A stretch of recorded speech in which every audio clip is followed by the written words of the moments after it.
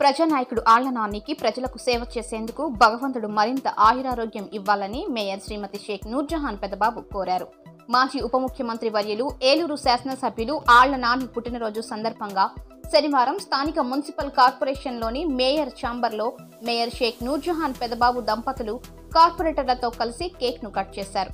అనంతరం నగరపాలక సంస్థ ఉద్యోగులకు బట్టలను పంపిణీ చేశారు. సందర్భంగా మేయర్ నూర్జహాన్ పెదబాబు మాట్లాడుతూ, నాని గారి రాజకీయ ప్రస్థానం అందరికీ తెలిసిందేనని, 3 సార్లు శాసనసభ్యులుగా, మంత్రిగా, డిప్యూటీ సీఎంగా ఏలూరు నగర ప్రజలతో పాటు రాష్ట్ర ప్రజలకు కూడా ఎన్నో సేవలు అందించారని అన్నారు. ఆయన మరెన్నో ఉన్నత పదవులు పొంది నిండు నూరేళ్లు ఆయురారోగ్యాలతో ఉండాలని ఆమె ఆకాంక్షించారు.